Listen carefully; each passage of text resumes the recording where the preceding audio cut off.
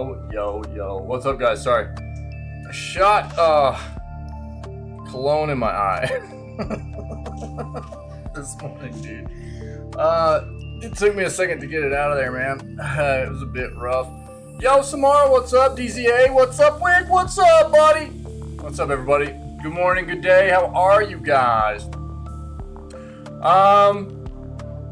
Yeah. I don't know, man.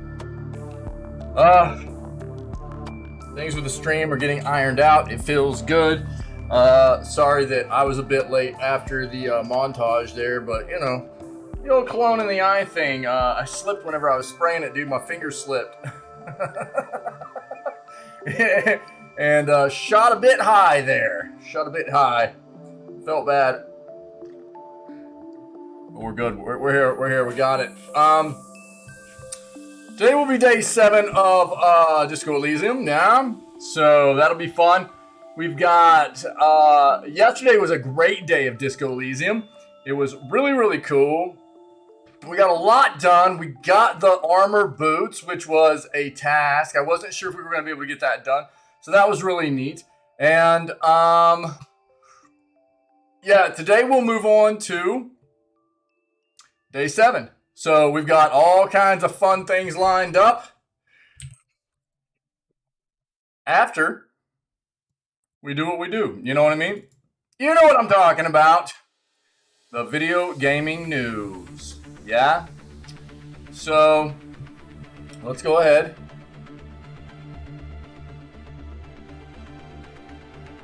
True. You don't want to get the cologne on before you're ready for it, right? That's what you're talking about, right, Wick?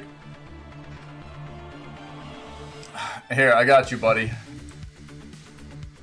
There you go. There you go, dude.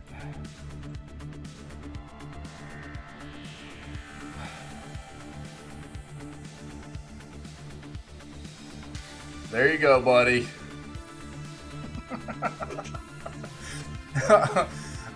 Yeah. So let's go ahead. Let's do this. Let's hop into the video gaming news. Cool.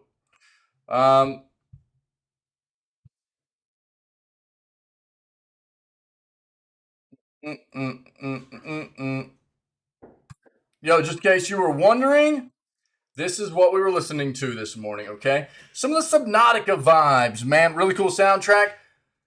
This is one of those games that's been on my radar to play for quite a while. It's supposed to be a really, really cool experience.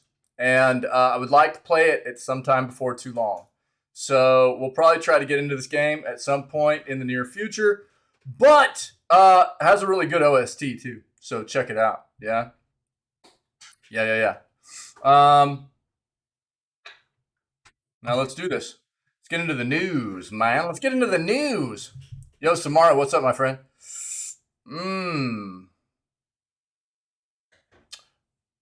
There you go. Glass is half full, my friend. Sorry to hear that, but I try to be one of those people that believes things happen for a reason, you know? And that is quite possibly the situation there. So that's a good mindset about it, right?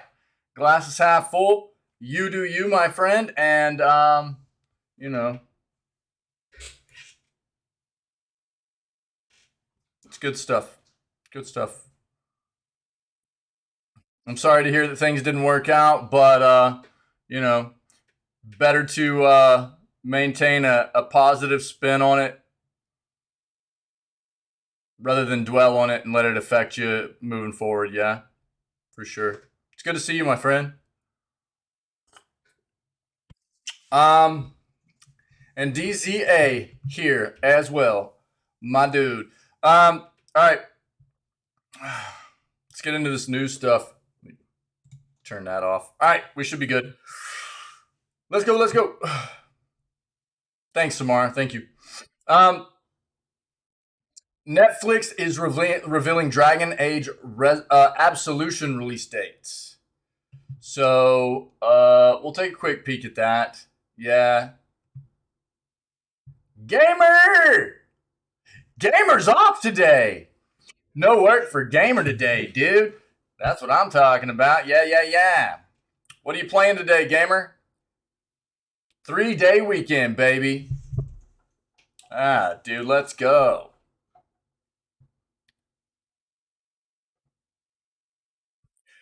Yo, I actually want to take a dive into this article. Metro UK has an article here called Games Inbox. Are video game review scores broken? I think they are. I think they are. I've talked about this a lot, and I would like to see what they have to say here, and then I'll talk about my kind of perception on why I think, my take on why I think video game review scores are quite often broken. Okay? For those of you that have not heard it. Anyways.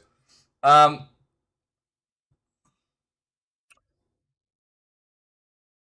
oh, looks like there's some God of War Ragnarok collector's editions that are missing things when they're getting to the owners.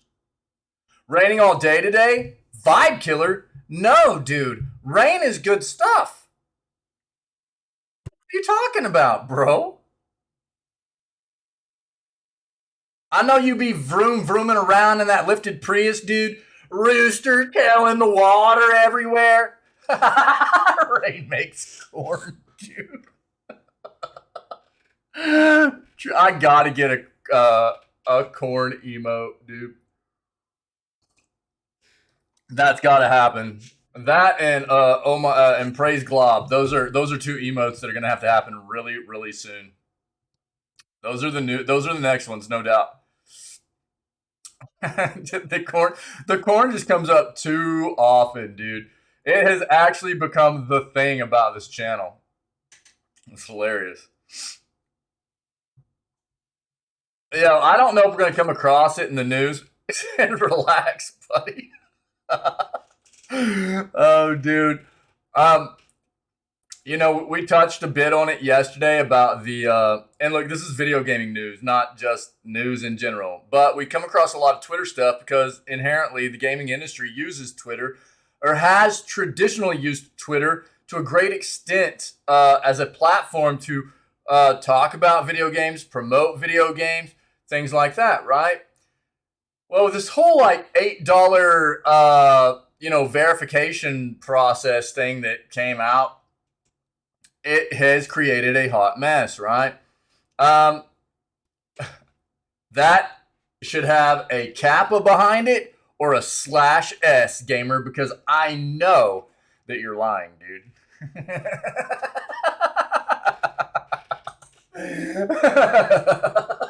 There's no way you would sell your collection, dude. I don't think, anyways. It has gotten. I saw a little bit of stuff on Imager last night where Twitter has gotten even absolutely more insane from just what we saw yesterday in the news. So I'm guessing we're going to see more about it today. It's just gotten really, really wild.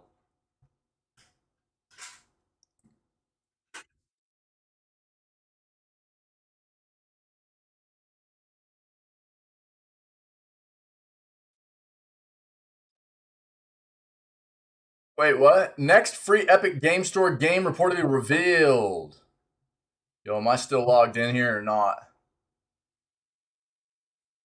You like it? Go Elon? Dude, Twitter's a mess, dude. Twitter is a mess. I'll tell you what, though, dude. I've been laughing my butt off about it because I'm not a big social media person. We've talked about this. Social media is a big turnoff for me. It's a lot of drama and it's a lot of idiocy for the most part. So I don't do a lot of.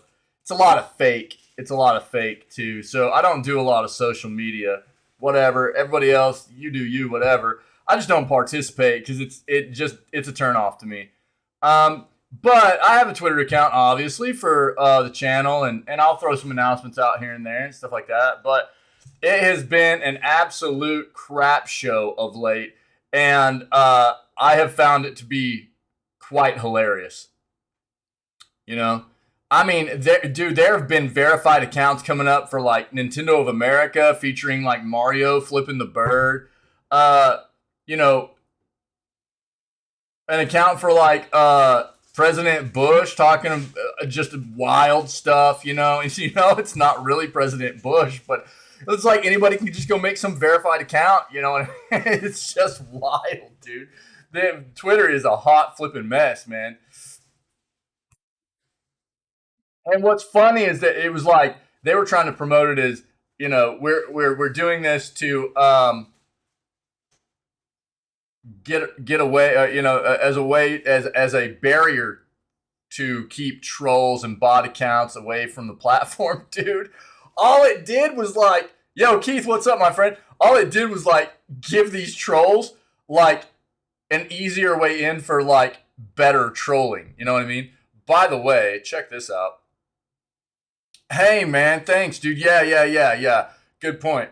Happy Veterans Day, dude, to all the veterans out there in the world, man. Yeah. Thanks, my friend. Thank you. Yeah, to all the veterans out there, happy Veterans Day. Anybody, dude, anybody that has, served for their country and done their duty or what have you, happy Veterans Day, man. Absolutely. Check this noise out. You know what I found just a second ago, dude? Or the other day? Check this noise out. And give you guys some, since we're on the topic of Twitter real quick. Get a look at this.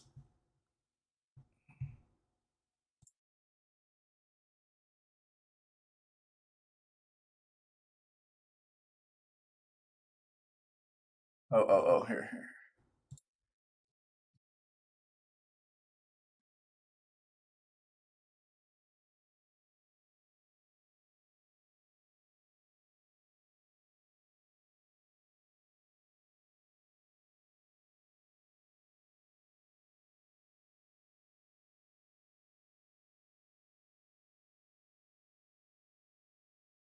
So yeah, let me find this link.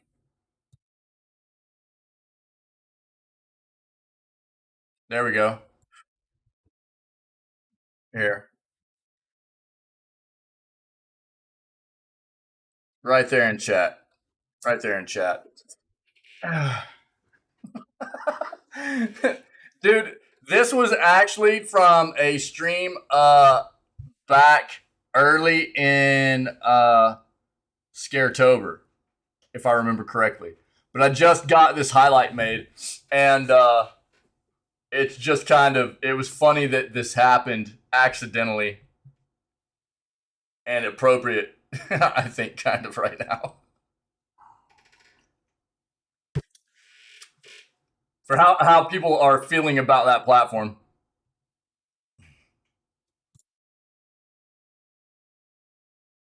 How you doing today, Keith? What's up, my friend?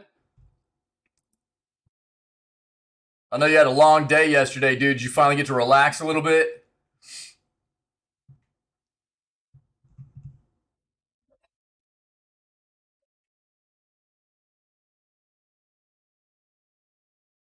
This might give some info for when Fortnite Season 4 ends and Season 5 starts, in case we have some Fortnite players. I know we have some in the community. So we'll take a quick peek. The bourbon was flowing? Word, dude. Cool, man.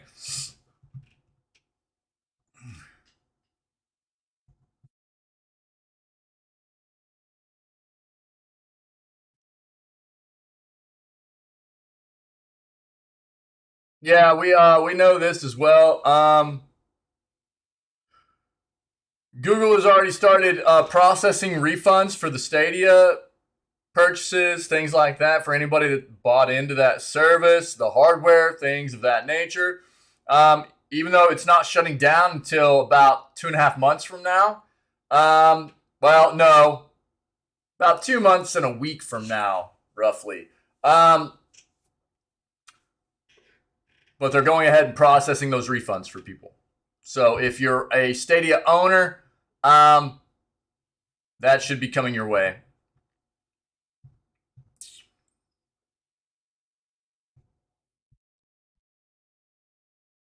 Ooh, Hollow Knight Silk Song update possibly coming this month, baby. Ooh, let's go. I've been waiting on this game. You know, most. I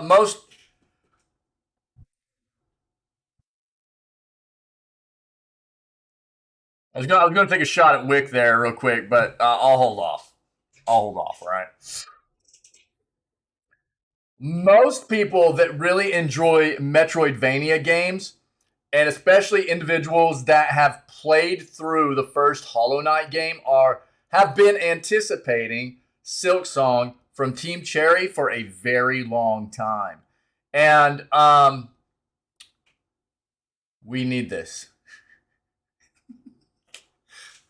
We need this game, dude. Again.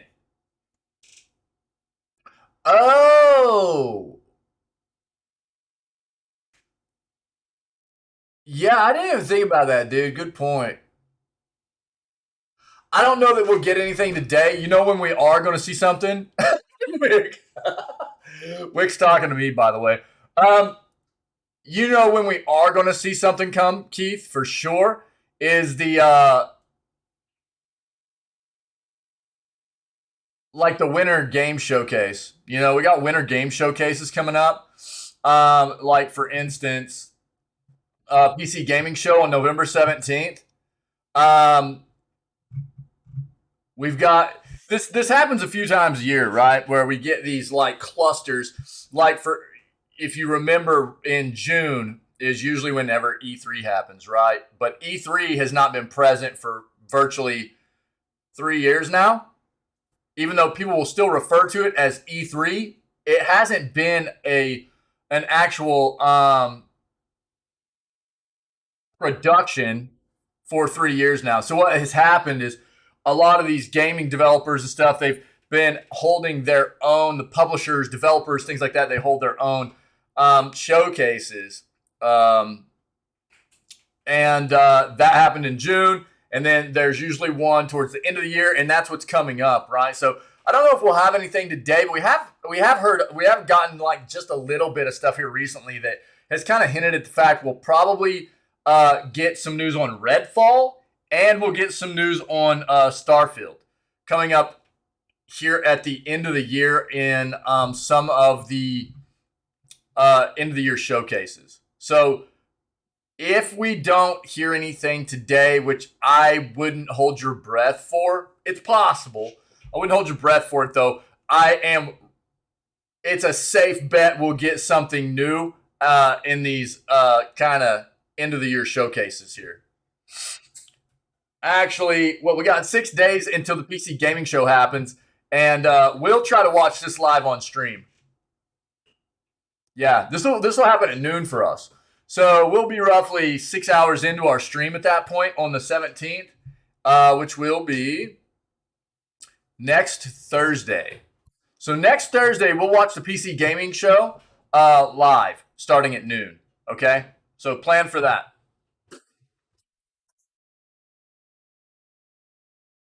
But yo, dude, I didn't even think about that. So that's good. That's good info right there, Keith. Thanks, man.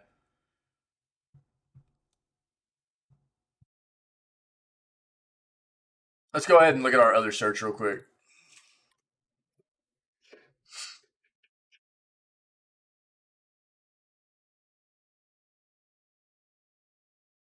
Oh, for real, Wick? Interesting, dude. Yo, Gam Gam hitting 91, dude. You're talking about the 17th, right? Gnarly, dude. So crazy. That's like, dude, I've only got one. I've only got, yeah. Cool, dude. Tell Gam Gam I said happy birthday, dude, on the birthday. I've only got one grandparent left. And, dude, what's he pushing? Like 94 now, I think?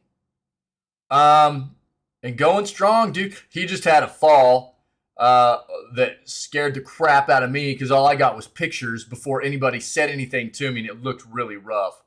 So it really it scared me to begin with. He's okay, but dude, he's still trucking, dude. He does really well. And I don't know. For me, I'm like, dude, if I can still basically take care of myself whenever I'm that old, then cool. But if I'm having to rely on other people to do most of life things for me whenever I get old, I don't really care to keep doing it. I guess I feel like it's not really living to me. You know what I mean? I don't know. But that's awesome, dude. That's a nice long life right there, man.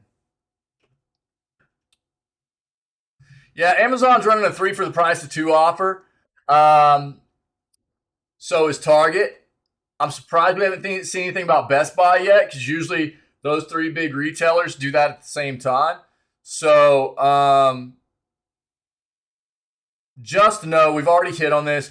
If you're in the market right now for some titles, Amazon and Target are running these like buy 2 get 1 free sales, and they have a lot of newer titles in the mix. I think Amazon has like roughly 200 games that qualify for this kind of deal. I can't remember. Target's probably around the same, but go check those sites if you're in the market.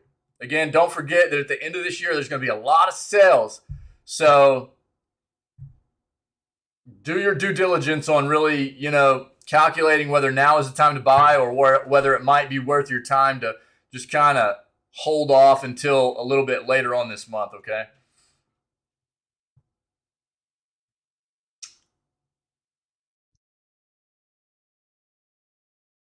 Nintendo emphasizes the importance of Nintendo account.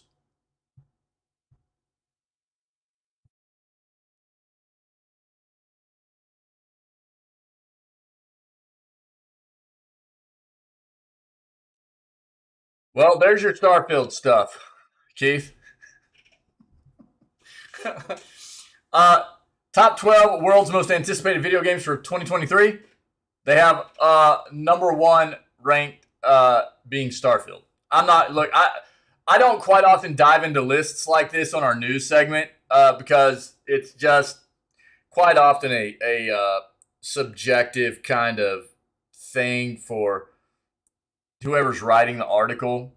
It doesn't necessarily apply to everybody's view of what would be the 12 most anticipated video games. And this is what I've kind of said the whole time about Starfield, though. Okay, let me just throw this out there. Over the past number of years, Bethesda doesn't have a fantastic track record.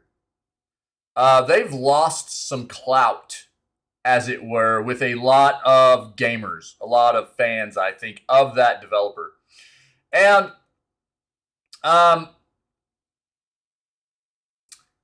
think from everything that I've heard about Starfield, there were good reasons why it got delayed.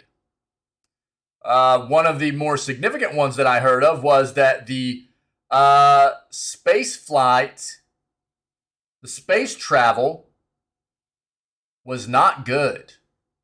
And any kind of game that is centered around exploring space, I think is a pretty safe bet it's going to fail if the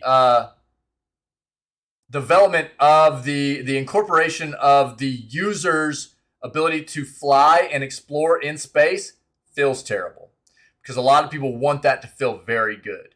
That's a big component of any kind of space exploration game, right?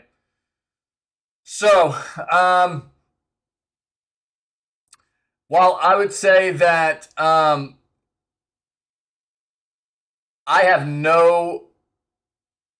will not disagree with the fact that Starfield is anticipated.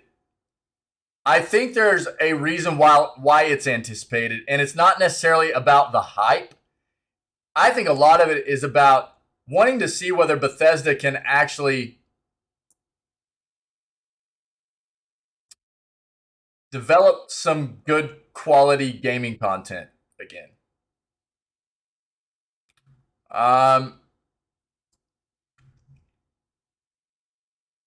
So that's where I think a lot of the anticipation's coming from for Starfield.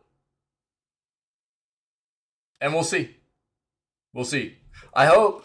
I mean, ultimately, I only want to see progress for developers moving forward, be better.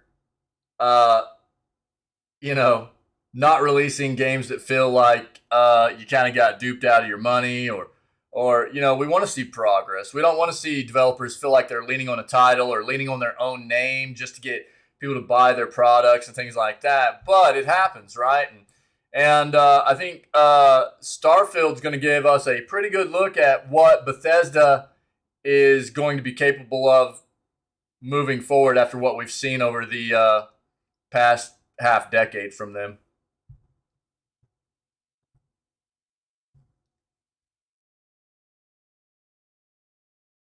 Good old Hod Towered,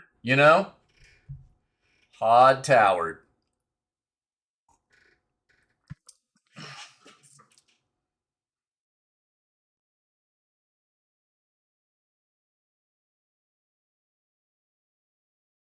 I think the Evil Dead game. Yeah, Keith. Yep. Why? Game is tough. It is tough. Here, dude.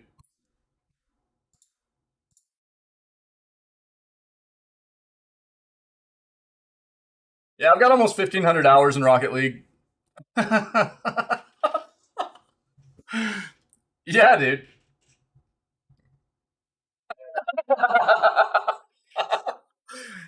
Yeah. Yeah. I don't play it very much anymore. I'm not that good. It was a game that I came across and started playing. No, dude. Look, dude. Rocket League is one of those games where the difficulty curve is kind of insane. You don't have to be. You can just get in on the ground level and start playing that game. But if you want to be good, really good at the game, it takes a lot of practice and knowledge. There's a lot of physics around that game, right? And it's really wild what you can do with the cars. You don't really understand when you first start playing the game. And until you grasp the concept around all the physics and everything and how it works, even then, understanding how to get it all done, it takes a lot of practice and everything. Oh yeah. Oh, for real? Yeah. Yeah. It's one of those games where I never took it as anything to play seriously to try to be super competitive. Anytime I play it, I play in I don't play casual. I always play ranked. But whenever I play it, I don't take it too seriously. I have fun with it. Rocket League is a toxic game, dude. There are a lot of toxic people in that game, and it's wild seeing what some people are capable of in that game. And it's cool to be able to see your own progression and everything too, but it's wild seeing what some people can get done in that game.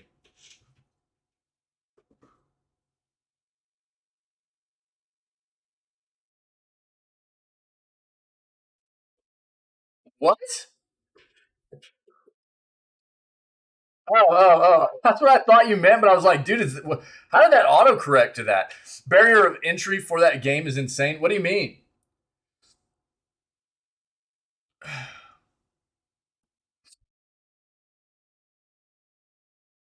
Yeah, let me log into my Epic Games account real quick because we've gotten some new games to talk about that are coming next week for free. Um, yeah. Well, I think that's where again, I've talked a lot here lately about any kind of online competitive game having both casual modes and rank modes, and it's that's one of those games that does a good job of incorporating that. So you have casual modes where you can just hop in there and get into games with anybody, no matter what their skill level is, and sometimes that can be cool, and sometimes that can be absolutely brutal. Yeah, you're good, Keith. Um, and then there are um, there's the ranked where you get in there and you're going to be more with people. But yeah, there's no doubt about it. Getting in there and playing that game initially, not having any kind of knowledge about the way things work, is crazy. It's really, really crazy. Because again, the physics behind the way everything works is really nuts, dude. It's really, really incredible. And it's a lot of fun once you figure it out. But it is hard to grasp. The difficulty curve there is kind of insane. No doubt about it. But it is a lot of fun once you figure it out. It is. And I don't play it very much anymore. But I used to play a ton of it. Specifically because, oh, dude, that's really wild. Cool. Yeah, so we'll talk about the Epic free games as well. We already have an article up. I used to have to kind of gravitate towards games before I started streaming for a number of years before I started streaming because I was so busy with work and just life and things like that. I had to constantly find games that were really easy to just pick up and put down. And I found Rocket League, and Rocket League was really good for that, right? Matches last like 7 minutes, maybe, tops. So it was really easy to just pick up and put down, and so I played a lot of it.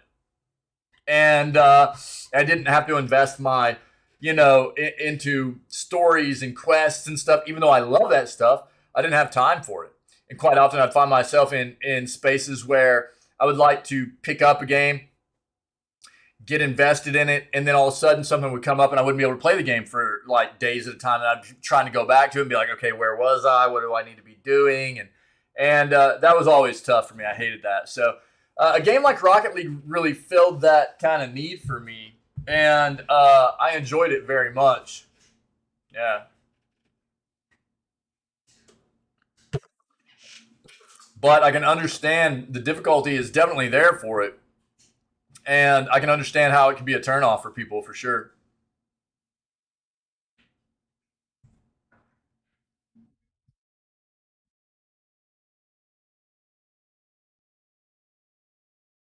Now that's one of those titles that I have streamed like maybe twice, just randomly, but I don't really care to stream that game. That's just not one of the things that, even though I'll still like play a couple of matches here and there occasionally.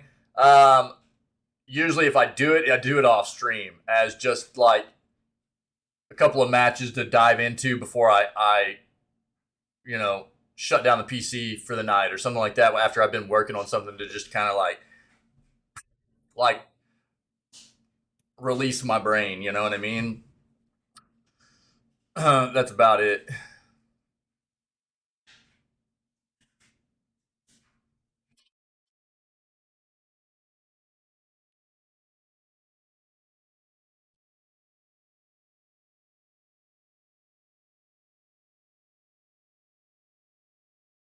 Official Lego's Legend of Zelda could be in the works. Okay.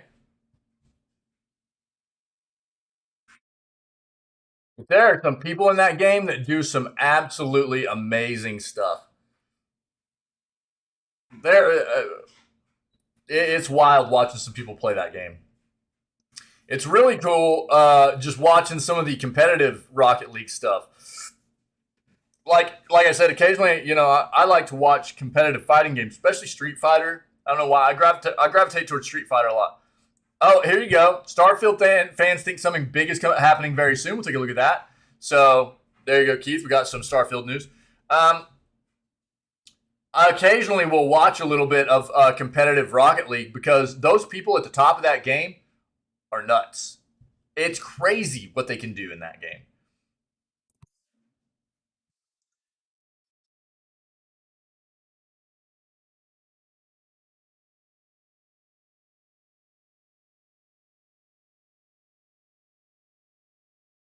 Looks like Gotham Knights has a console update.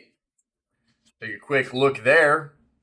That's been a pretty huge disappointment so far. Hogwarts Legacy gameplay showcase announced alongside a teaser. Does anybody still play Battlefield 2042? I thought that game died like months ago. Battlefield 2042 is coming to Xbox Game Pass for Season 3. All right, there you go.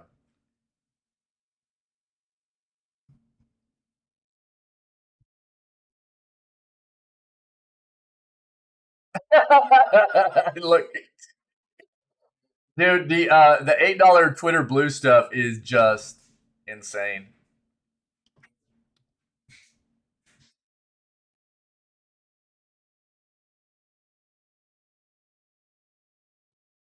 Dead Island 2 preview. Take a look at that too. We got some articles. Let's dive into this. Let's go. All right. Nintendo emphasizes the importance of Nintendo accounts for its next-gen console. The company wants to connect its consoles to other areas of its business. Nintendo needs to focus on coming out with a next-gen console. It's what it needs to do. Nintendo has emphasized the importance of Nintendo account integration for its next console, which it says will allow it to link its games business with other areas such as theme parks and merchandise. Nintendo accounts were introduced in 2016 as a means of unifying the user experience between Nintendo's mobile games, online stores, and consoles. Players on mobile can receive rewards for completing challenges in console games and share a friends list. The accounts were integrated with Nintendo Switch when it launched in 2017, tracking user data such as friends lists, save files, experience data, software purchase history, and more. To date, more than 290 million Nintendo accounts have been created, according to the company. During an investor Q&A following the publication of its latest financial results, the company was asked if it would use data gathered from Nintendo accounts to influence its future software and hardware.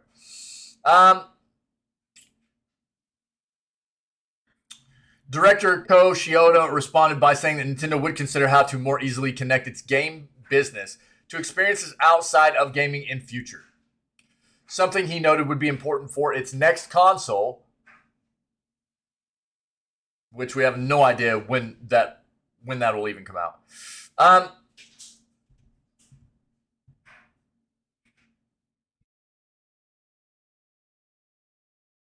According to presentation documents, Nintendo sees its accounts as a mean of maintaining, quote, good, long-lasting relationships with the people invested in its IP.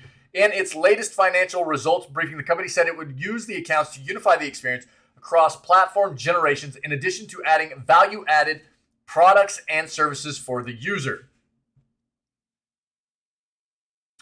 During the same Q&A session, Nintendo director Shigeru Miyamoto acknowledged that it's easier than ever to offer backwards compatibility, but offered a non-committal response when asked about plans for the next Nintendo console.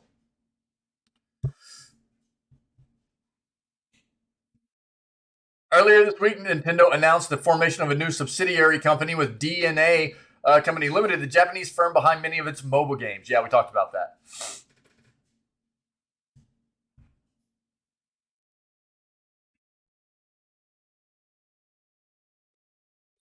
Here's the deal. Further reading here says Nintendo says it's still working out the concept and launch timing for its next console. Significant details seemingly yet to be finalized, but new hardware is being planned. Again, we're 7 years into the Switch, guys. 7 years into the Switch. A traditional console lasts roughly 5 years average.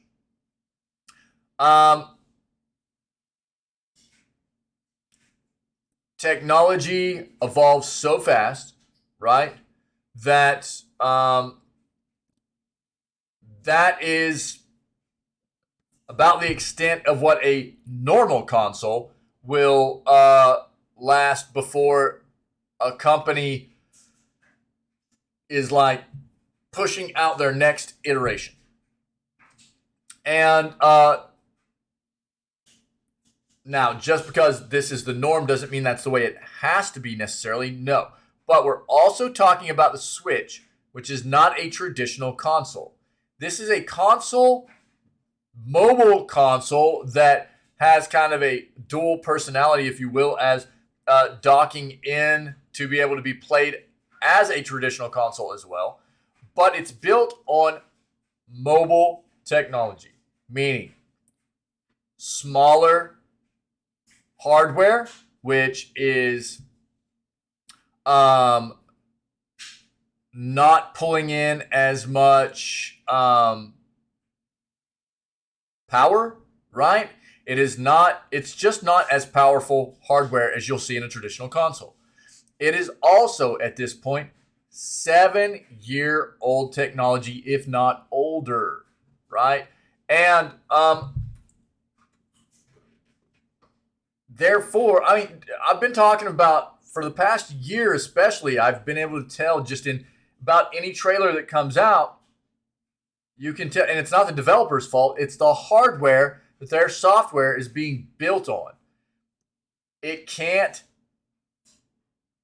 be developed in the fashion that other games of this generation are able to. It just can't. It can't run it. And now we're talking about, I've been going, Nintendo, where's it at? Where's the console? Where's the new console? When are you guys coming out with something new?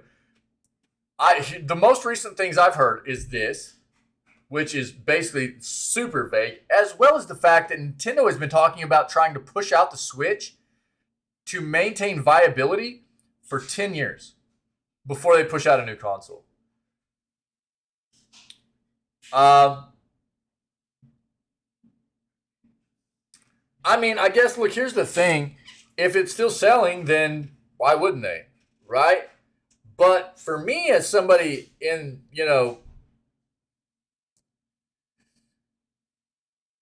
passionate about this industry and what's going on with it, this is a weird move to me. Their games look dated because of what this hardware is, because of what the hardware behind the Switch is. And I love the console. I love the Switch. I think it's amazing, but it's old. And they need something new. So, I don't know. They're focusing on their account and integration for the account and other things that it'll be able to do and combining all of their, meshing anything Nintendo together for that's why they want people to have accounts. That's what this is all about. But I don't know what they're doing, man, with their console stuff. Official LEGO Legend of Zelda set could be in the works. Recent changes to the LEGO Idea system regarding fan submissions for Legend of Zelda-based LEGO sets may indicate that an official set is on the way. Oh, so this isn't a game. This is just LEGO Zelda sets, okay? Look, if you're a LEGO head, all right, here you go. It's in chat. I'm not going to read all that. It's not about video gaming necessarily, other than the fact that it's a Zelda-themed physical LEGO set, okay? Starfield fans think something big is happening very soon. Some Starfield fans on the game's Reddit page think Bethesda and Xbox have something up their sleeve for tomorrow. That's today. As you may know, Starfield was originally supposed to release via Xbox Series S, X, and PC on November 11th. I had actually forgotten about that. Obviously, I knew it had been delayed, but I forgot this was the original release date. Thanks, Keith, buddy. Now it's officially slated to be released sometime in the first half of 2023. A specific release date has not been revealed, but the aforementioned fans think that could change tomorrow. The speculation points out that Todd Howard, the director of Bethesda Game Studios, the developer behind the game, loves the date 11/11. Yeah.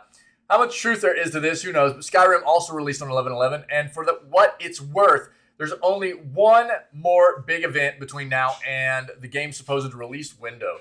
That's the Game Awards in December.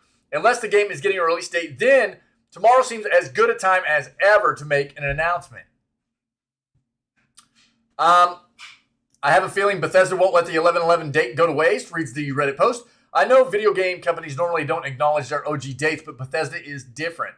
Todd Howard is obsessed with the 11/11 date, and given how this was when the game was actually going to debut, I have a feeling they might release a video or even give a date or have pre-orders go live. Some games go live for pre-orders a good 6 months before release. Look at Hogwarts Legacy. So it'd be cool if we could at least do that already. Of course, this is complete speculation, but judging by the number of votes up it has and some of the comments, the poster isn't alone in thinking tomorrow could be a good day for those anticipating the sci-fi RPG. Yeah, it's set to release sometime between January and June of next year, and is set to release on Xbox Series S, X, and PC. All right. Let's do a real quick search for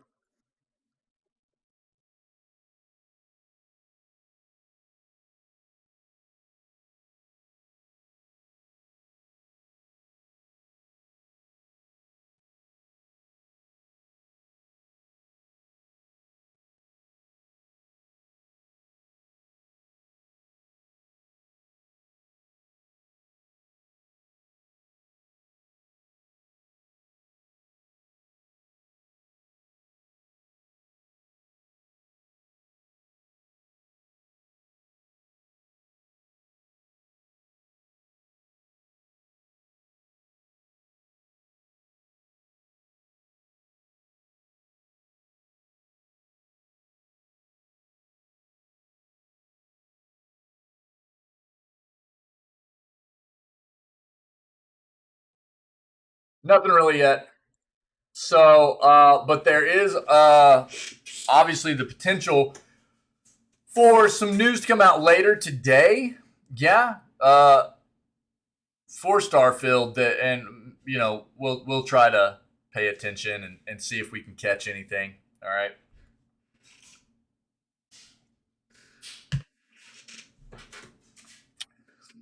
Gotham Knights console update released with patch notes. New Gotham Knights update has been released at the moment of publishing only via PS5, Xbox Series S and X. According to the game's official Twitter account, the PC patch won't be arriving until sometime later next week. As for what the update does, not much. Alongside releasing the update, developer WB Games Montreal has provided the official patch notes, which reveal only a handful of fixes. No new content or new features or any significant change to the game. However, if you've been having crashing issues, this may be the update that solves the problem. Or maybe not.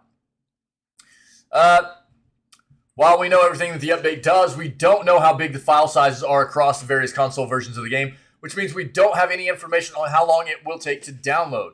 We can offer insight, though. The content of the update and the length of the patch notes suggest it will be a very small download and thus a quick and painless one.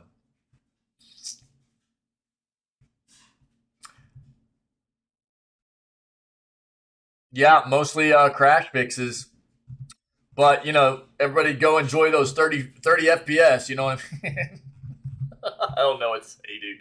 If you want to read more about, if you've got this game and you want to take a look at what might be coming your way with this next patch, basically, there's a Bat Cycle colorway fix, Historia Strigide collectible fix, tracking fix for the Batarang, community messages fix, and then crash fixes. That's it. But if you want to read more, it's there in chat, all right? That's been a pretty big disappointment so far from what I understand. Hogwarts Legacy gameplay showcase announced alongside new teaser.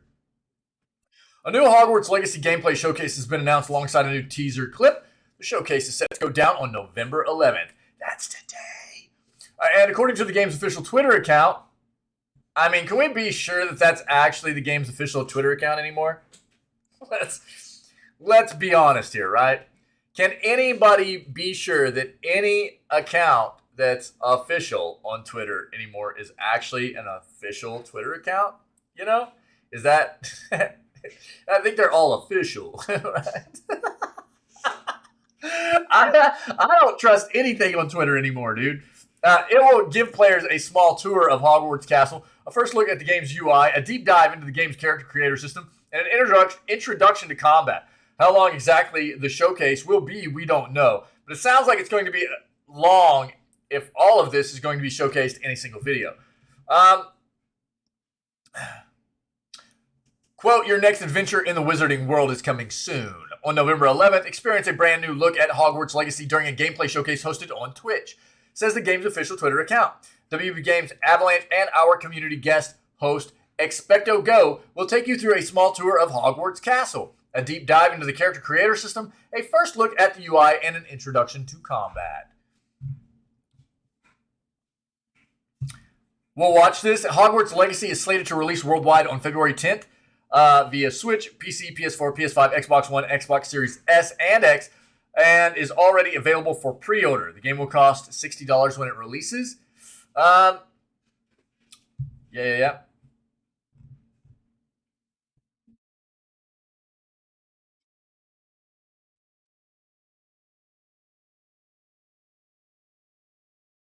Let's see. How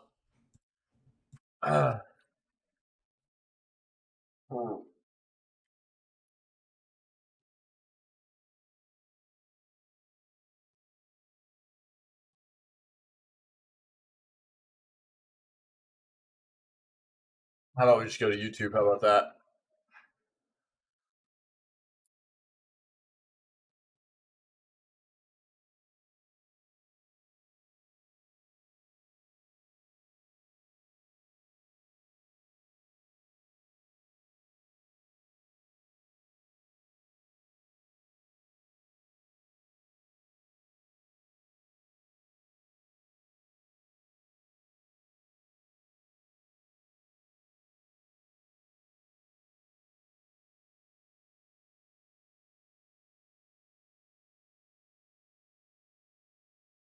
What do we want to watch here?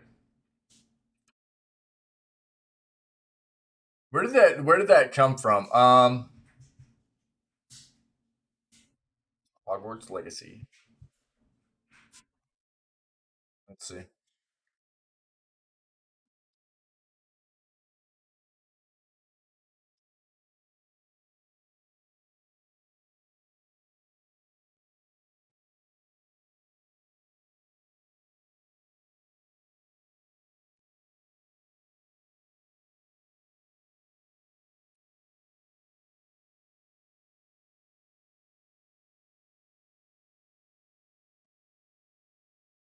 Let's just pull this up. I don't know if this will pull this up.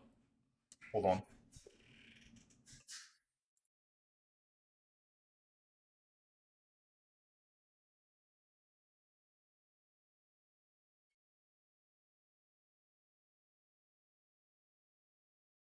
Okay, that's not it.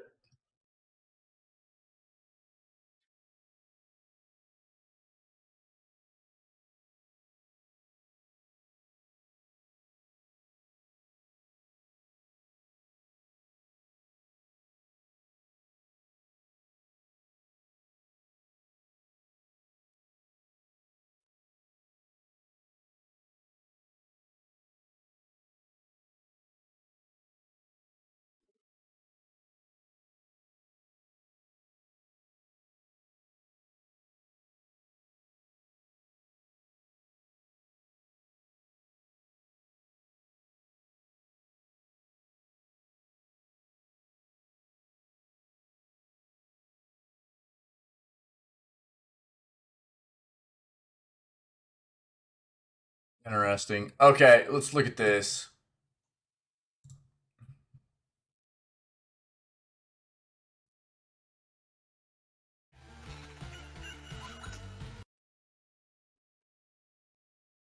Shake weight jam.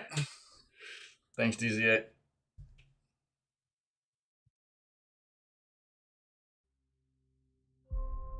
The more we know about Salazar Slytherin and the dark arts, the better prepared we'll be. If either of you uses dark magic, I will notify the headmaster immediately. Yo, rip Hagrid, by the way, dude. The actor that played Hagrid just passed, man. For a reason.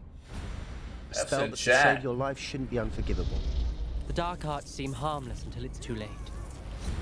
None of Ooh, us dark will be able arts, to let's avoid go. dark magic forever. Slytherin for sure. What do we do now? It's up to us. I can teach you Crucio, or I can cast it on you. I'm ready. Crucio! You've made your choice.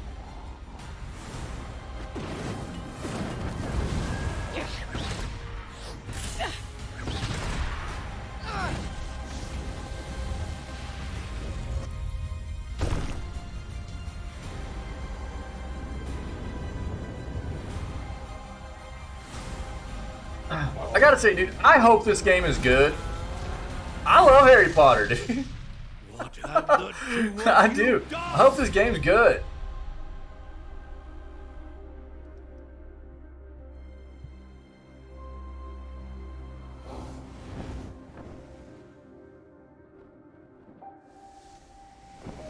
Yeah, gamer, yeah. Yeah, dude. Yep.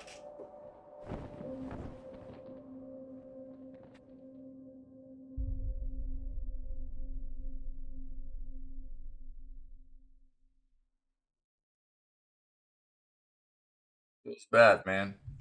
That looks cool. That looks cool, man. Nice. Well, that's the new gameplay kind of video or the new trailer video for Hogwarts Legacy. Battlefield 2042. EA's latest Battlefield hot mess is coming to Xbox Game Pass for Season 3. DICE and EA have confirmed that Battlefield 2042 will be part of the Xbox Game Pass Ultimate tier with the launch of Season 3. Escalation.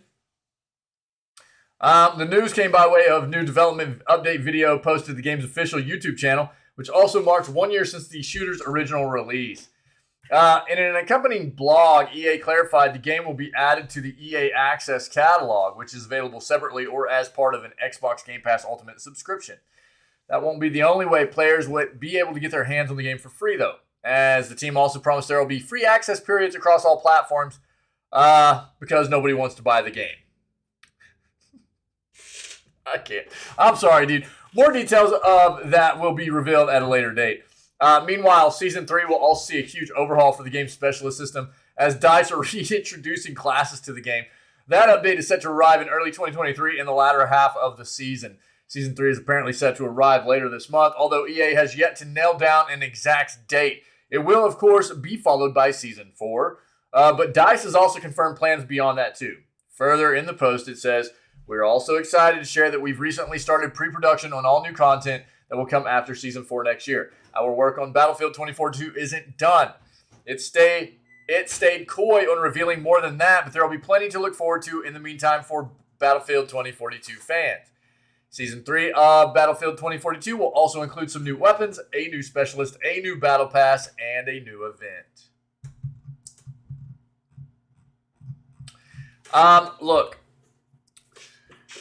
Battlefield 2042 has had a rough go of it, no doubt about it. The game was a pretty terrible. I didn't even play it. I didn't even need to. It was a renowned, pretty catastrophic mess on release. A lot of people were not happy with the game. Lots of crashes, lots of bugs that were game breaking, and I think a lot of people were not real happy with the way even the game felt when you were able to play it. So I think that they've gotten some of the stuff worked out in the game from what I've read. They're continuing to work on it, obviously. But here's the fact of the matter. Modern Warfare 2 is now out. Most people that are going to play an FPS game are right now entrenched and immersed in only playing Modern Warfare 2. So, an employee to try to get more people over to trying out Battlefield 2042 for their upcoming content and things like that, they're making the game free for periods of time coming up.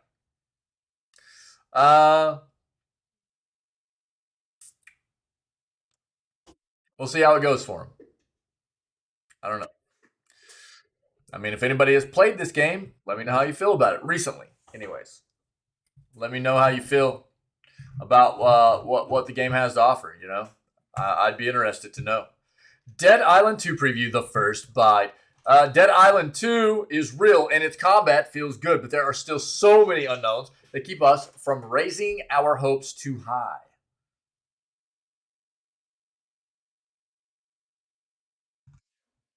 Dead Island 2 is real, I think. First announced in 2014 with a CGI trailer as the sequel to one of the more notable zombie games of the 2010s, of which there were several. Spent years in development hell, changing hands multiple times, finally re-revealed during Gamescom 2022. Dead Island 2 is now slated for release on 3 February of next year. There's even a demo. We played it. It might really happen this time. At a recent Plyon showcase, we played a very well put together vertical slice of Dead Island 2 that showcased a relatively brief mid-game mission that featured a fight against a few different zombie groups, a few objectives to complete, and a boss fight against a killer zombie clown. It was an impressive showing of some of the game's core combat ideas and environmental designs, though for a game of Dead Island's ambition and scope, it'd be disingenuous to say this demo was a good indication of how this previously missing in-action open-world title is shaping up as a whole. There's a lot more to this franchise than its missions, but still, it was fun to hit a bunch of zombies with silly melee weapons. This latest iteration of Dead Island 2 has apparently been in development since 2018.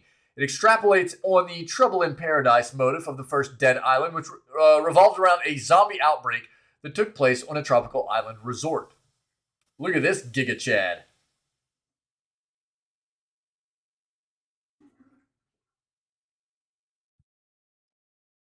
Paradise, this time, however, is the real-world city of L.A., with all of its first-world urban glitz and glamour. though hopefully the less glamorous side of the city and its culture is explored in some respect too. After all, the best parts of zombie fiction are how they reflect the ugliness of society back onto us. So here's hoping there's some thematic substance here.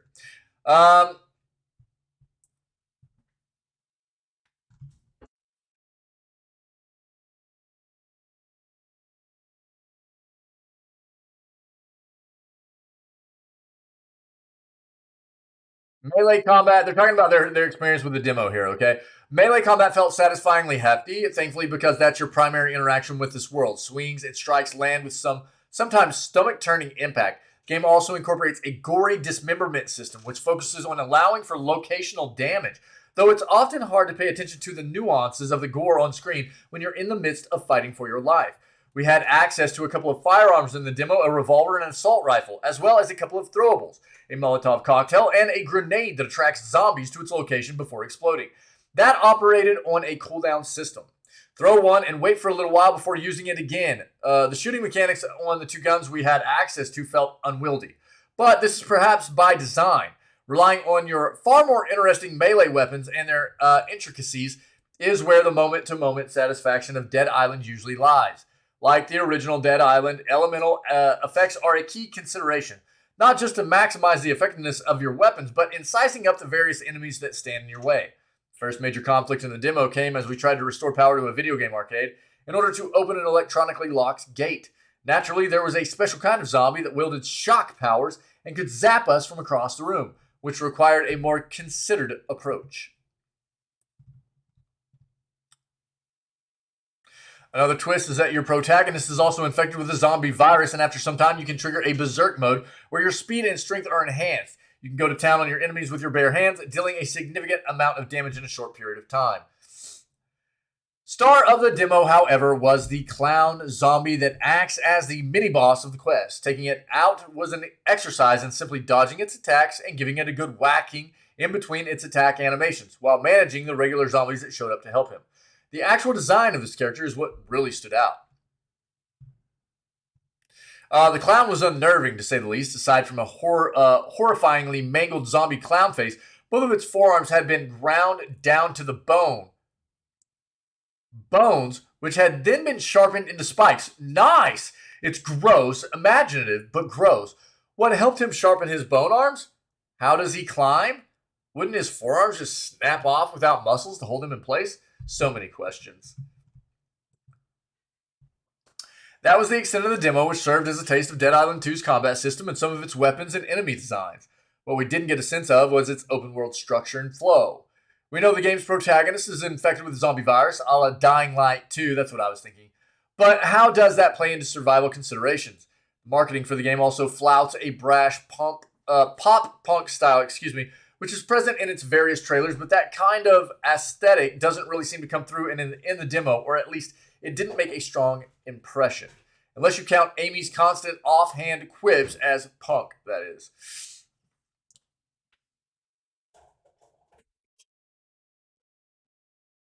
Dead Island 2 is slated for release on PC, PS4, PS5, Xbox One, and Xbox Series X and S on 3 February. Sounds like it could be a fun, wild little game. You know, we'll see. We'll see. Again, I think there's a little bit of concern anytime you know a game has been in development for a significant amount of time. It doesn't necessarily mean it's going to be bad, but I think there's a bit of concern that goes along with that, right?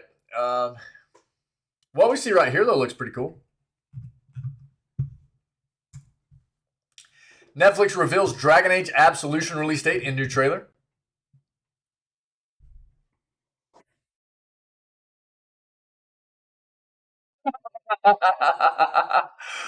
Oh, dude. Did you already get all of your achievements for the Metro games? Did you get all those?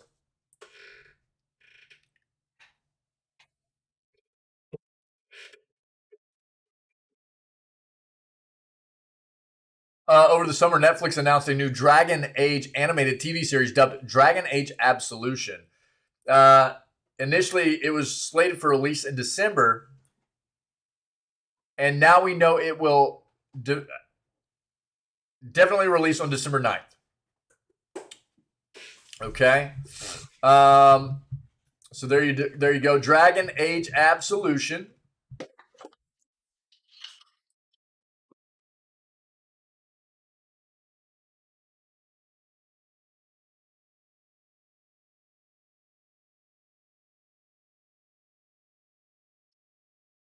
Yo, it's cold this morning, by the way.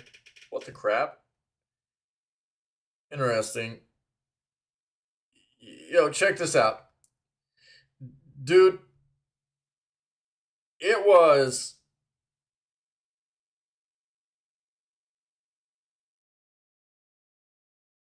it was 75 degrees Fahrenheit here yesterday. And I mean, even early in the day, it was already pretty warm. It is right now below freezing. It is below freezing right now. Yeah, it's coming in. I hate that though, dude. I hate the like super high like variations in temperature. Like just get somewhere and chill, dude. You know? Okay, if you want to know more, there's a lot of information about the voice actors, things like that for this, but ultimately, there's a trailer too. I don't want to get, this could potentially get the news segment DMCA'd for watch a part of this from Netflix, though. That Netflix doesn't like people including their stuff on their own posts and everything, so I'll let you watch it if you want. Fahrenheit makes no sense, dude. America, bro. I don't know. We talk about this all the time. America needed everything to be different. You know what I mean? No metric system. Fahrenheit over Celsius. I don't know.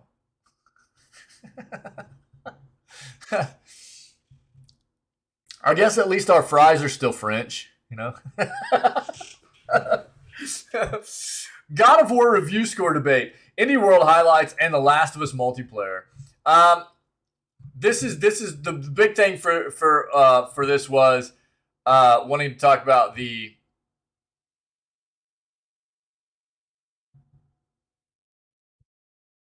God of War review score stuff. Please disagree. Such a refreshingly forthcoming article about God of War Ragnarok's reviews, GC. And I have to say, I regret questioning the veracity and professional integrity of your Ghostwire Tokyo review earlier this year. I liked it. You guys didn't. No issue in that. The more divergent and contentious the critical consensus on video games, the healthier and more stimulating the debate surrounding the games, in my opinion. I do wonder why that 6 out of 10 score for Ragnarok came from IG in Korea wasn't fed to the score aggregate monster known as Metacritic, though. Yeah. Look, we even talked about previous news segment, right? Somebody got an early copy of Ragnarok to review. They rated it a 6 out of 10. I respect that. Most people are not going to agree with that. I had kind of the same thing with Elden Ring, though. I played that game. I reviewed that game. And I said I would probably rate Elden Ring somewhere around a 7 out of 10. And I prefaced that rating with telling everybody, like, most people aren't going to agree with this. Most people are not going to agree with this. And then I went on to give a very, very detailed breakdown of why my review would be that way, right? I always try to do that, but I knew that there would be a lot of people that would disagree and would kind of,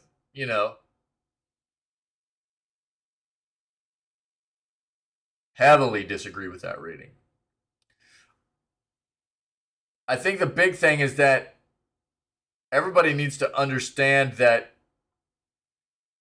people have different preferences, their experiences and what their likes and dislikes are going to differ, right? And that's okay. It doesn't mean somebody giving a review to a game lower than you would have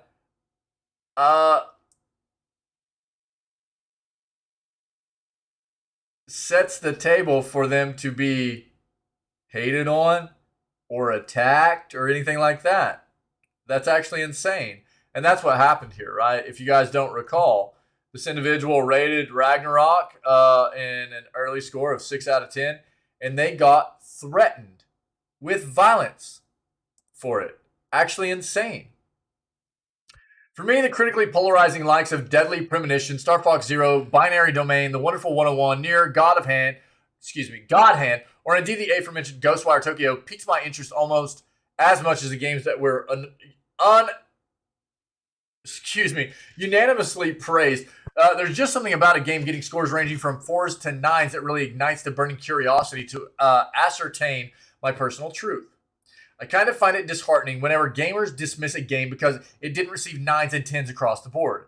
They are truly missing out on so many interesting and original games with the myopic game purchasing philosophy. I'm currently engrossed in Sonic Frontiers, and I always strongly suspected it would get wildly varying scores, but my opinion aligns with that of your own after 5 hours gameplay. Can't believe one reviewer awarded it a 2 out of 10.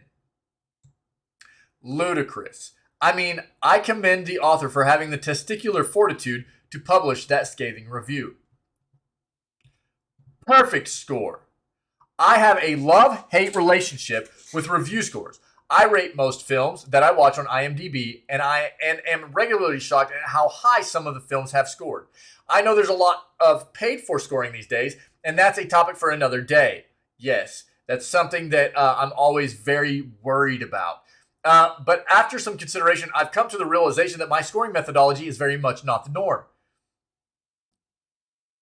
Same here.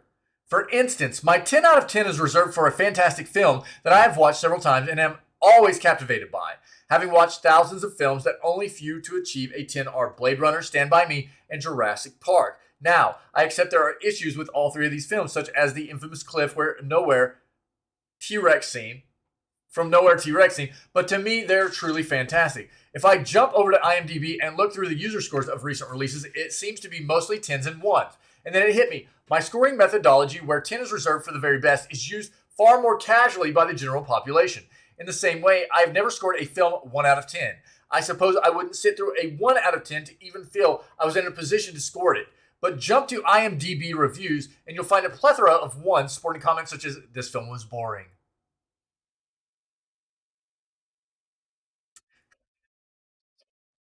Real nice critique. You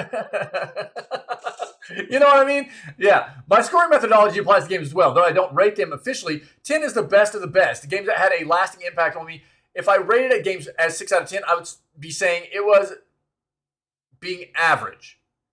It's enjoyable in places, but also frustrating. It does some things well and other things not so well. But again, I think most gamers, a 6 out of 10 is equal to writing the game off entirely. Yeah, I agree.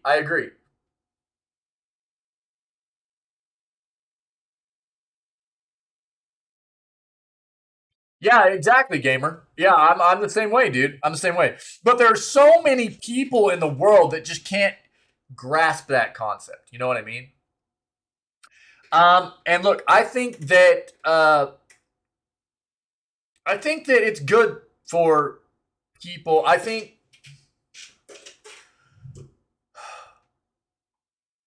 always review my titles. Every time I finish a game, I give a pretty good overview of what I felt was good and bad about a game, and I give my assessment on whether I feel like it's a good thing for other people to play if they're into that genre, if it feels like a good buy at that price point, things like that. You know what I mean? But I always expect people to take that advice from me with a bit of a grain of salt because it's my own experience, right? But a lot of people just don't grasp that the same way we do, which is wild. And I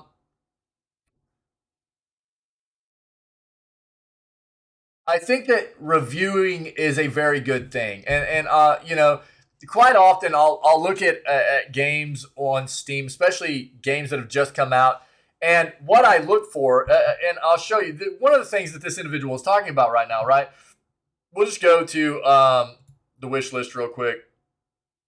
Find a game that just released. What was one of the ones I was looking at yesterday?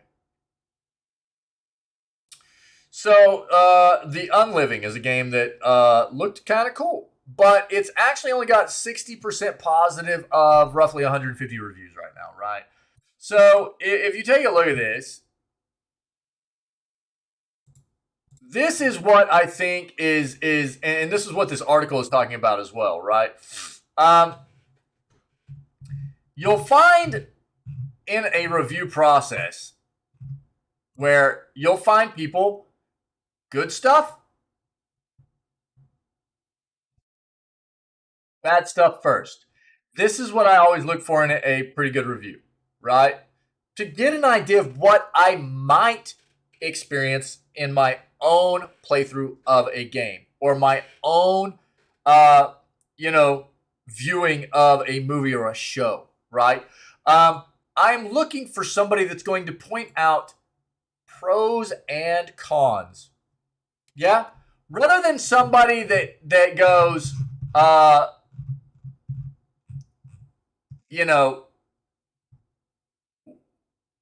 less than 2 hours into a game, and I'm not. This is they actually have a really long review here too, but other than as opposed to, and I'm just giving you a scenario here, as opposed to somebody that has less than like 2 hours in a game and they write like 2 lines and they're like, this game's crap. That's all they wrote. It's like, dude, that's terrible. You're not telling anybody anything. Yeah, Gamer, you're not wrong, dude. You're not wrong. But I mean, I think that's the big difference, and that's one of the things that this individual is talking about. And I can agree. And I actually like what they're stating in much of what they're writing here. We'll continue reading this, and then I'll talk about my own thoughts here. But my scoring methodology applies to games as well, though I don't rate them officially. 10 is the best of the best. Games that had a lasting impact on me. If I rated a game as 6 out of 10, I would say it was being average. Enjoyable in places, but also frustrating. Yeah, this is actually,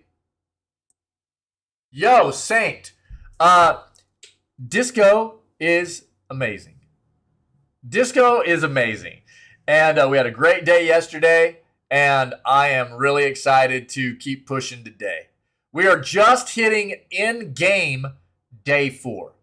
So in the game, it'll be day 4 for us. And I'm loving it. I'm loving it, man. How are you today? Happy Friday, Saint. So, yeah, it's really cool, dude. It's a really good game. Good, man. Good to hear. Ultimately, if you look at this, if you are rating out of a number of 10, 1 to 10, 5 would legit be middle ground. You know what I'm saying? 5 would be in the middle. So anywhere from like 5 to 6 is like, it's okay. 7 would be like, 7 to 8's like pretty decent play. 9's like, woo, pretty awesome game. But below a 5 is like, it's not too good. You know what I mean? But people, they're right, man. Anytime somebody sees a game that's rated at like a 6 out of 10, they just blow it off. It's like, oh, that's not even playable. What are you talking about, dude? That's a 6 out of 10. There's only 4 points higher you could go for that. That's a pretty average. That's a pretty decent score. Basically, it's subjective, right? I suppose part of the reason I've been doing a long-term reader here is because I feel GC score similarly to how I do 10 out of 10 is reserved for some of the best games of all time. Regarding the latest God of War, it sounds like a very good game. I haven't played it, and GC score of 8 to me suggests the player will have a thoroughly enjoyable playthrough, but that overall isn't as great as its predecessor. If you read the contents of the review, GC are very clear as to why it falls short of true video game greatness. Of course, there's nothing wrong with you playing it and feeling that it's the best game you've ever played. Exactly. Right?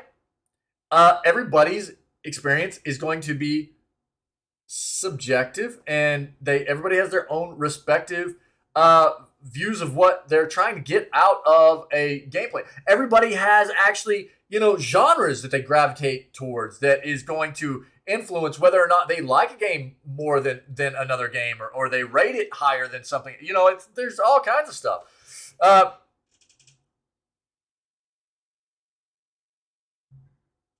Yeah. I agree with that, Saint. Yeah, I mean, I'm not disagreeing that I would look at something scored higher than a 6 to play over something that was rated at a 6. But I think to write off a movie or a game that was rated at a 6 entirely is kind of asinine because that's a pretty average score, right? But I think a lot of people do that. Yeah, I think a lot of people actually look at something that would be rated at a 6 out of 10 as a show, a movie, or a game and just go, oh, that's crap. It's like, dude, that's an average score. That's a decent score. Is it going to blow you away? No, but you'll probably get a pretty good amount of enjoyment out of it. So this is what I'll say, and I've talked about this a lot. I have a very, very, very tough time with just the out of 10 review score thing myself anyways, right? And Saint, exactly what you're saying in chat right there, the 6.x, 8.x scores, that is how I usually review or score out games, right? Because I have never, ever played a game that I didn't find something that could have been better. And I've played some incredible games. So for me, whenever I see a review come out where a game is rated 10 out of 10, I kind of cringe a little bit.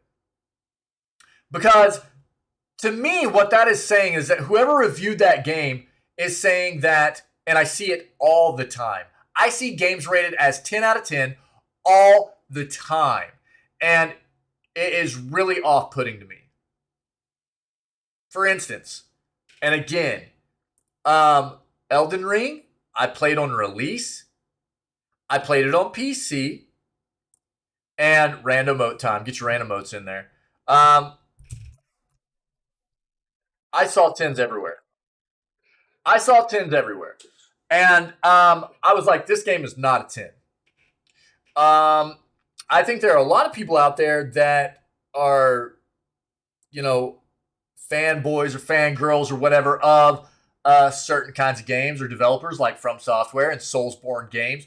And they don't look critically at certain aspects of a game to go, that could have been better. Right? And so they just go, oh, it's the best thing they've ever done. It's a 10. It's over. And for me, that's really kind of gross. I hate seeing that. And while Elden Ring was a cool game, I got some good enjoyment out of it. It was a terrible port on PC. The targeting system is broken. It's the same targeting system they've been using since Dark Souls 1. There were some significant issues with being able to interact with stuff while you're in sneak mode. There were things about that game that did not work very well. And for me, those are negatives, which means there's no way.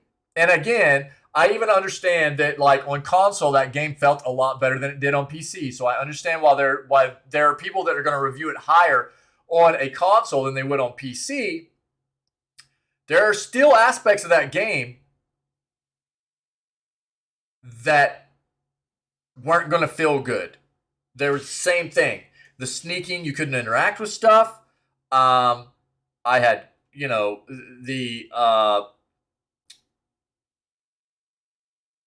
there were just the targeting system I know was the same on every platform. Like there were just things that I feel like weren't done very well. Reuse of bosses instead of, there's a lot of reuse of bosses in the games and things like that. I don't know. So my thing is like, oh man, oh dude.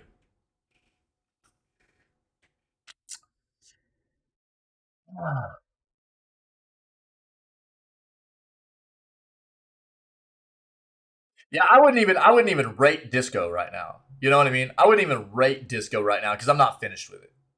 I really tend to not rate a game until I'm finished playing it.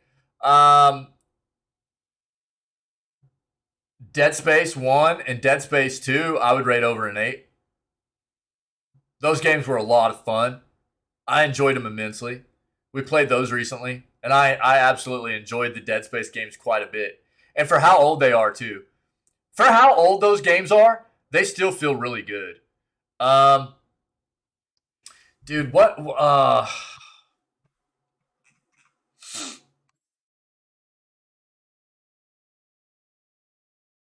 we'll just look at what we played in Scaretober. You know what? Cultic would be up above an 8, probably. Cultic was really neat.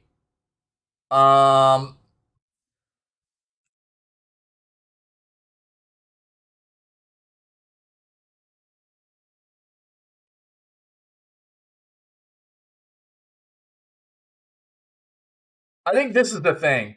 It's going to be easier for me to rate certain games at like an 8 to a 9 than it would for me to rate a game a 9 to a 10. You know what I mean?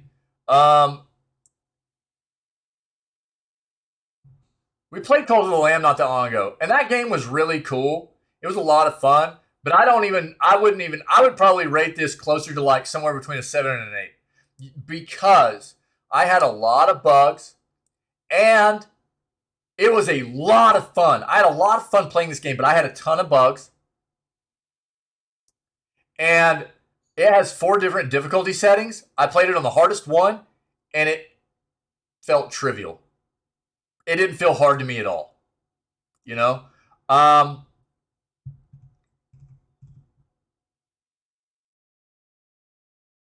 Little Nightmares was really fun. I think the only thing Little Nightmares probably lacked was more content. It would have been close to an 8 for me. Probably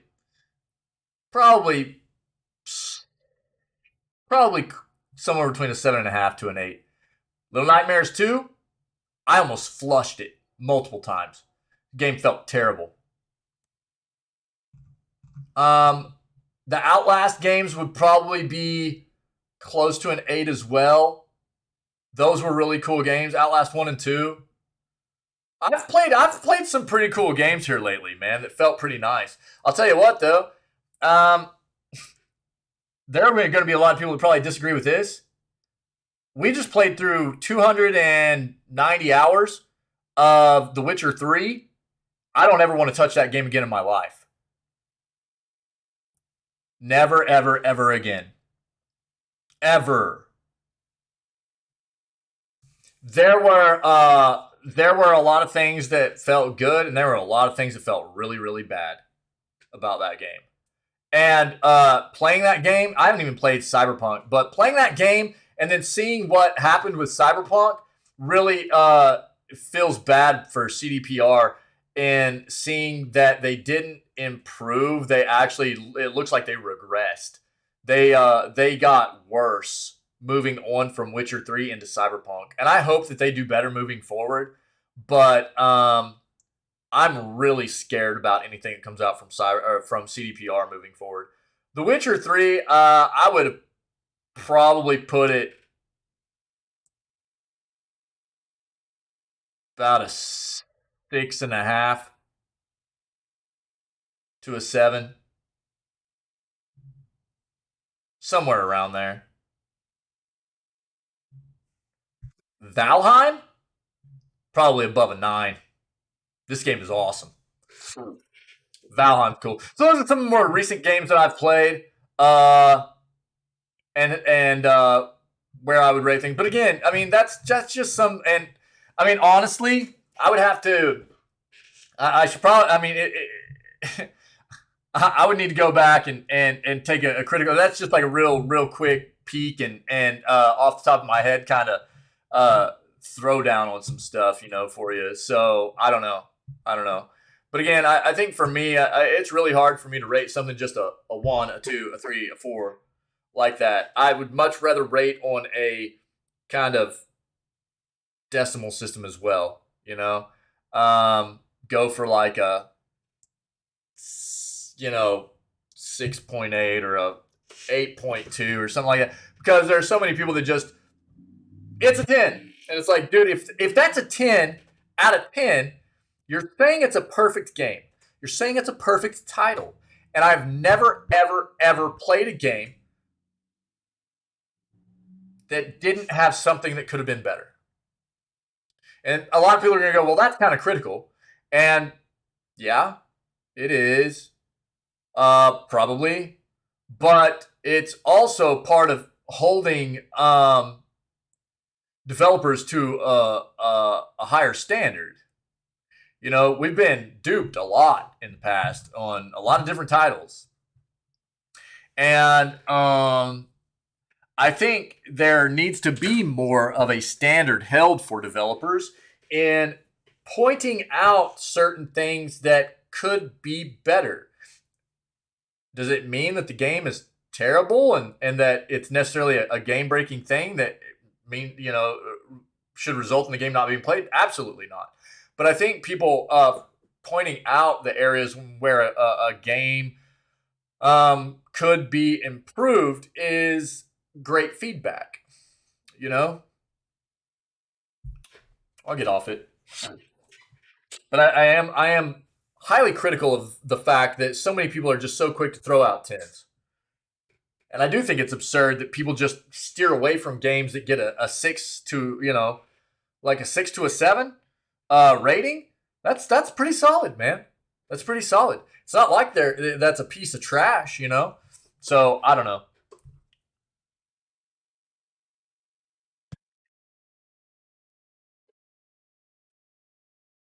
But I will say that right now, Disco Elysium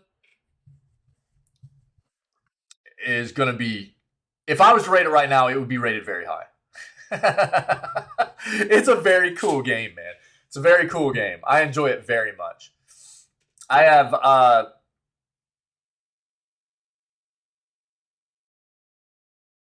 can't really even think of anything off the top of my head.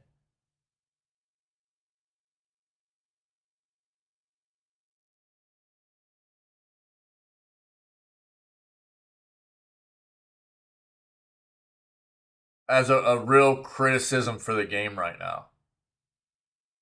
It's felt very polished. It's got great music. The dialogue's fantastic. The voice acting's amazing. The story's, it's so very well written. It's a great title. I'm loving it. Some God of War Ragnarok Collector's Editions are missing the game. An apparent shipping error is leading to very understandable frustration on Reddit. The $200 collector's edition of God of War Ragnarok comes in a gold embossed box with a 16-inch replica of Norse god Thor's Mjolnir hammer, a set of engraved dwarven dice, downloadable cosmetics, and more. That and more ideally will suck out some of the sting if you, like other buyers have reported, open up your $200 box and realize that not only is there no steelbook display case, but there's no game code either.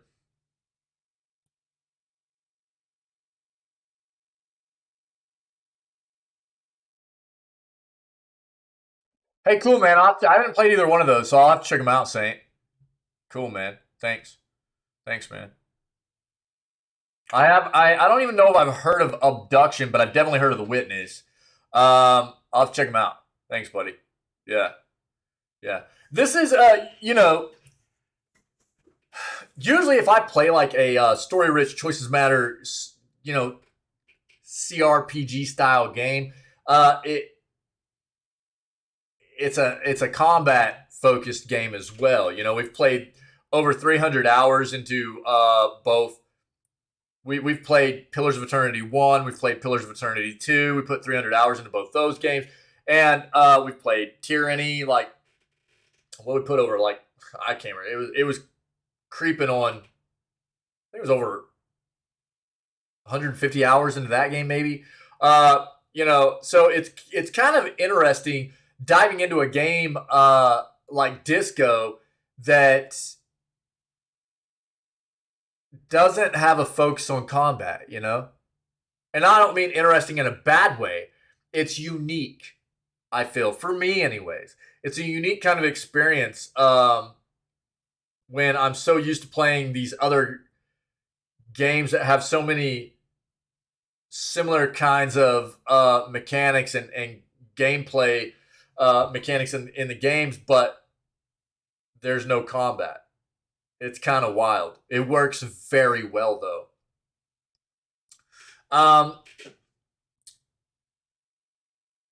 There's no game code either. What? My collector's edition was missing the steelbook and game code. The box was sealed, and that was the only item missing. So my God of War collector's edition didn't have a steelbook, missing from the top section, and I have no way to download the game or any digital content. Not sure what to do or how to express my disappointment.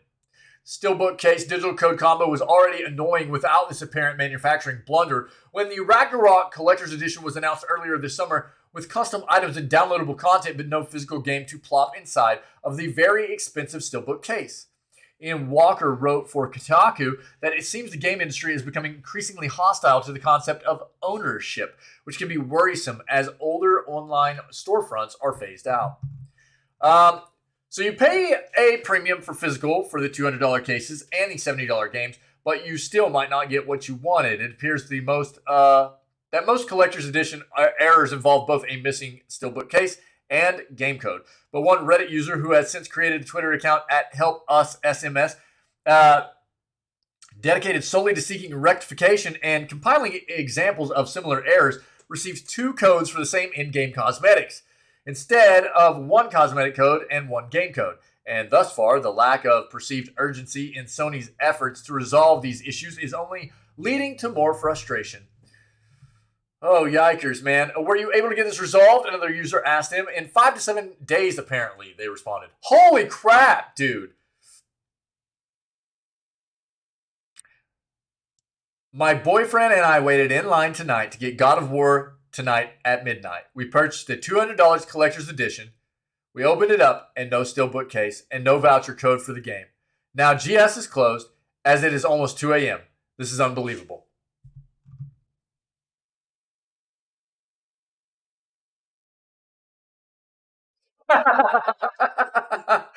Santa Monica Studios, when somebody tweets a cosplay, right? The emojis. Santa Monica, when their customers aren't getting the games they paid for. Crickets, dude.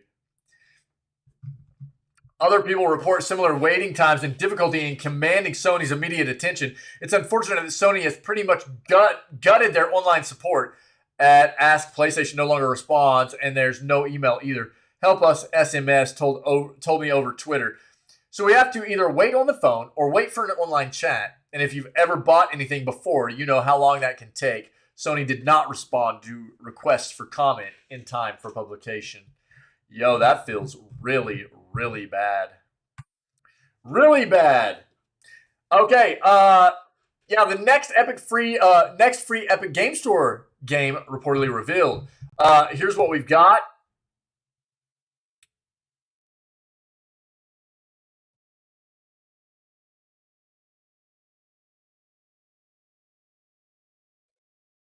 So another of the Epic Game Store's free games may have been revealed this week, with an Epic Game Store PC exclusive potentially available for free for a limited time starting next week.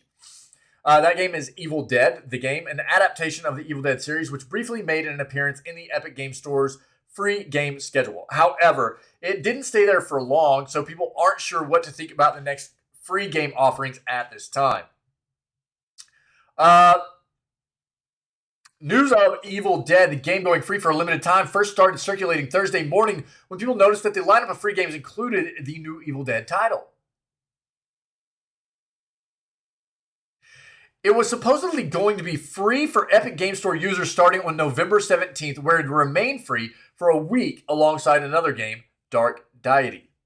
However, it was removed from the free games listing not long afterwards. It's being replaced with a DLC instead, with both Evil Dead the game and Dark Deity nowhere to be seen at this time. They're both there for me, and I just logged into this a little bit ago, so... what's the deal with Evil Dead? The game being free or not, chances are the game will actually be free on November 17th, since another game has not yet taken its place, but it probably wasn't supposed to be revealed just yet. If not next week, it'll be revealed as a free game at some point in the near future. Yeah, okay. Yeah, I think they'll do that sometimes. Epic Games will sometimes just show one free game coming, right? Which was apparently this time supposed to be Dark Deity, right? For next week. So right now, Alba, Wildlife Adventure is free. And Shadow Tactics, Blades of the Shogun are free, right? So go grab your free games. Now, what they'll often do is they'll have like a they almost always give away 2 free games. Yeah. But what they'll do is they'll only list one until the next free games are about to come out, or next free game is about to release. So whenever November 17th, about the day before, they would have been like, oh, we're giving away Evil Dead, the game, for free as well, you know? But apparently it might have actually just gotten announced a little bit early. But this is it. So Dark Deity and Evil Dead, the game, are both going to be free next week, starting November 17th. Okay, there you go.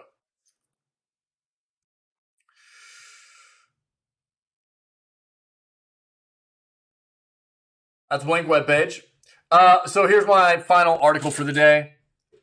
And if anybody has anything to add, let me know, and I will take a look at it. We'll address it. We'll talk about it before we move on to our day 7 of Disco Elysium hardcore mode. Okay, Hollow Knight. That's day 7 of streaming it. We are starting in game day 4. All right, let me be very clear. Anticipation for Hollow Knight Silksong has been very strong for years now, but developer Team Cherry really hasn't offered much in the way of information. That could change later this month if a new rumor is to be believed. As noticed by Nizime32 on Reset Era, a banner for PC Gamer's PC Gaming Show has been added to the game's Steam page, which readers can find right here. As of this writing, the game has not been announced for the show, and there has been no previous indication that it will appear. Fans won't have long to wait to find out, though, as the show will take place on November 17th. We will watch it in this channel. It starts at noon for us. So, at noon on the 17th, which is next Thursday, we will watch the PC Gaming Show, okay? Hollow Knight Silksong was first revealed in 2019. It was originally planned as DLC for the original Hollow Knight, but was expanded into a full game. Nearly 3 years passed between the game's announcement and the most recent update, which took place at the Xbox and Bethesda Game Showcase back in June of this year. Xbox stated that all the games that appeared in the showcase would release within a year. So Silksong should theoretically release sometime within the next 7 to 8 months. When it does, the game will be a day 1 release on Game Pass.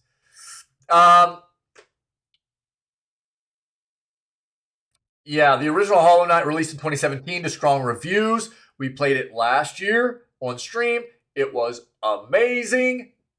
Though some found the game's difficulty to be unfair at times, I loved it. Despite this, the game quickly became a fan favorite, and anticipation for the sequel has been high since it was announced. The sequel has been a long time coming, but if Team Cherry can deliver a game that lives up to the original, it should be well worth the wait. Hopefully the studio will take its time and release Silksong only when it's good and ready. Yes. Yes. Again, delays are necessary to make sure that a game is in a very good state on release. I don't think anybody is blind to that fact. It is whenever a game continues to be delayed that we start having some, concerns. Hollow Knight Silksong is set to release on Switch, PS4, PS5, Xbox One, Xbox Series X and S, and PC. All right? Cool. That's what I've got, guys. That is the news, baby. It is Friday. It's Friday. Happy Friday, guys. That's the news. We're going to move on to our gameplay, which will be Disco Elysium. Yeah. Disco Elysium. Friday. What's up, Busy King? What's up, dude? It is Friday. Yeah. So, day 7 of streaming the game. Day 4 begins today of in-game. Right? The game is very heavily focused on revolving around actual time flow, right? So the more you interact with people and everything, the more time continues to progress forward in the game. And we are starting day 4 of in-game today. And we got a lot done yesterday. It's going to be another great day. So that's where we're going to move on to now. But thanks to all of you that were part of the news segment today, everybody that's part of this amazing community, you guys are fantastic. I appreciate you so very much. So if anybody is checking out this content on YouTube or as a VOD on Twitch, and you're enjoying what you're seeing here with the video gaming news, then see what you can do about coming and hanging out with us when we go live at 6 o'clock a.m. CST every single day. We start off all of our streams here in this channel with video gaming news before we jump into whatever gaming content we have slated for the rest of the day, okay? Other than that, you guys stay healthy, stay safe, be kind, and we'll catch everybody tomorrow for November 12th edition of Video Gaming News, and probably more Vermintide 2 gameplay. We'll probably be doing Vermintide this weekend. I think that's the play.